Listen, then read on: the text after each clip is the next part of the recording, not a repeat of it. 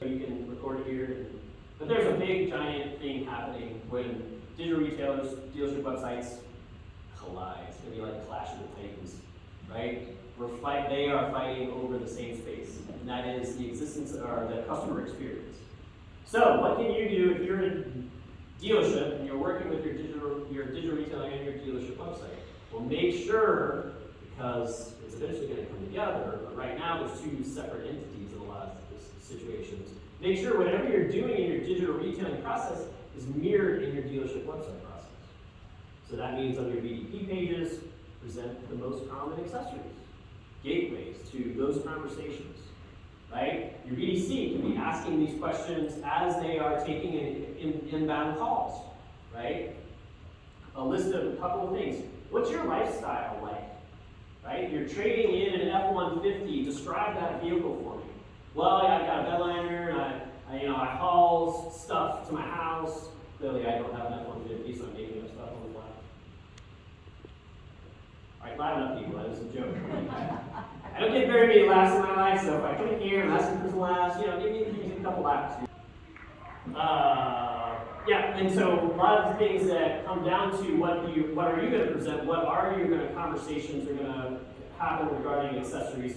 It really comes down to where are you located? What is your customer base, right? I'm not going to pitch, I'm not going to pitch snow tires to my customers in Florida, unless they go back and forth to Canada, so maybe I won't. But anyway, that's beside the point. The point is that know your region, know your location. I would pitch a remote start in Florida. Like that was one of our early best practices that we would go down to Florida and go, why are you pitching, remote starts? This literally in Davis, I was back in the early 2000s. They're like, remote starts? Why would we pitch remote starts? It's not cold in Florida. Yes, but it's freaking hot. Oh yeah. It is hot. It would be nice to turn the AC before I come back. So all of a sudden, we had a lot of our dealerships starting to preload and starting to pitch remote starts. And remote starts went like this in Florida. So know your location, know the lifestyles, and those are the things that you can be doing to prepare your audiences. So from a dealership perspective, image sell, what is it? Image just say 1,000 words or something like that. I'm terrible at euphemisms. So start with visualization. Start with how can you present this. Of course, there's a wonderful company that does this. And there's lots of different ways to do this as well. It could be as simple as a gallery of images of preloaded vehicles that you've already created, right? Show the customer something. Why are all of these hit shows about redoing your house great? Because they show people what it could look like when it's done, right? People are visual. We want to see it. We want to understand it visually before we buy it. So make sure that you're able to incorporate that into your overall presentation so that your customers get a chance to see it. And if they can interact with it and customize it themselves, a la the digital retailing process where the customer is actually doing this stuff, back to the original reason we're here, it's even more powerful because now they're setting up their preferences on the vehicle. Here's the car I want. And it's already pre-configured for that. Consistent pricing. So a lot of times when we work to unwind with dealerships is the concept of e-commerce pricing versus showroom pricing. Now the fixed ops department understands this very well, right? The fixed ops department doesn't want to have a sale through the front end of the store that's at e-commerce pricing. Why? Because nobody made any money.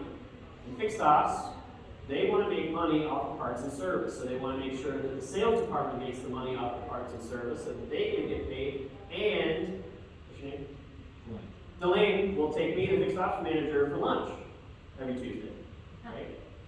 Because if I'm that guy's best friend and I'm helping him put some extra cash in his salespeople's pockets because they made money off the vehicle while they were selling the accessories and there's an extra commission, well, all of a sudden it starts to make sense of why we want to make sure that we're pricing things appropriately. So pricing in a showroom is very different than e-commerce pricing.